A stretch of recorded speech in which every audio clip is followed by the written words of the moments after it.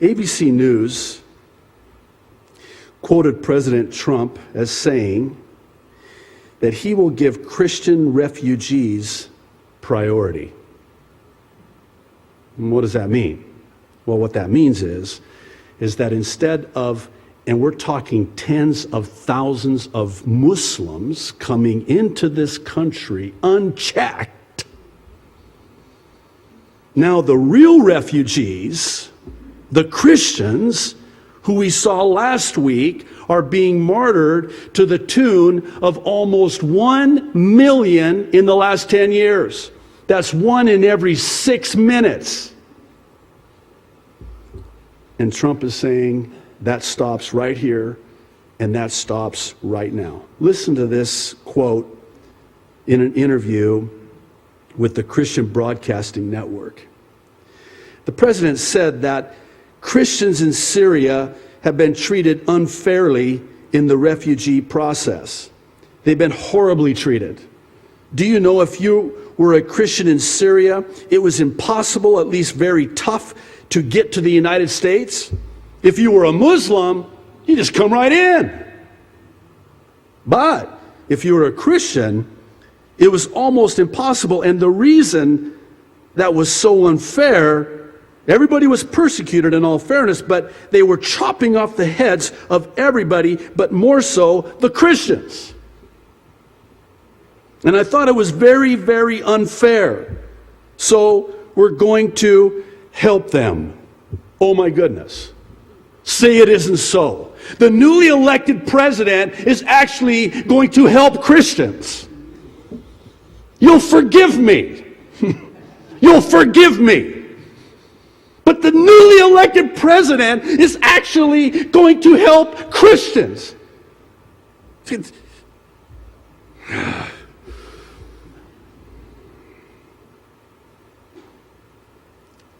I'll calm down and then say that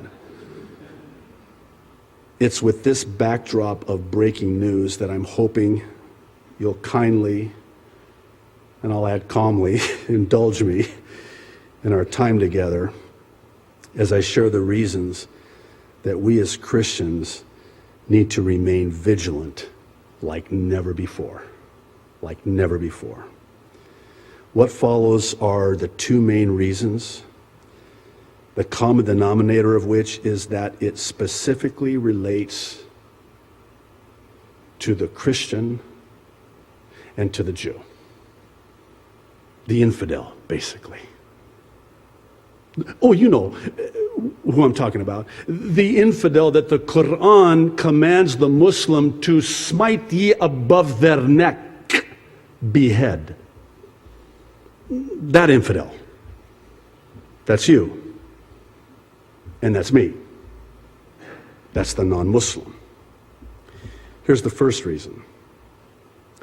Trump's pro-Christian and pro-life positions and appointments are escalating the vicious, satanic attacks from the spiritual realm. And it's going to get worse. Can I say it this way? Of course I can. You ain't seen nothing yet. You ain't seen nothing yet. One need look no further than to the March for Life on Friday, which the media dubbed as the, quote, anti-abortion rally. According to Fox News, Vice President Mike Pence, a Christian, became the first sitting vice president and highest ranking U.S. official ever to speak at the annual March for Life. Unprecedented. Oh, wait. There was another march in Washington, D.C. Did you hear about this one?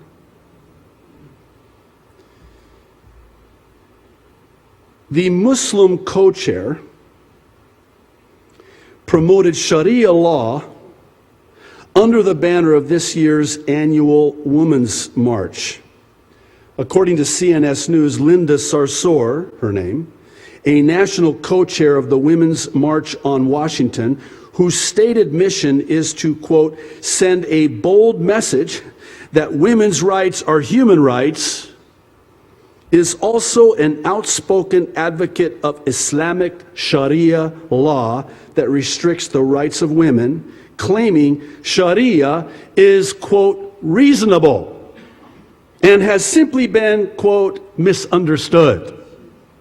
Sarsour, a Palestinian Muslim American who has said she believes that America is a nation, get this, built on the values of genocide and slavery, and that, quote, nothing is creepier than Zionism, spoke at the Women's March last Saturday.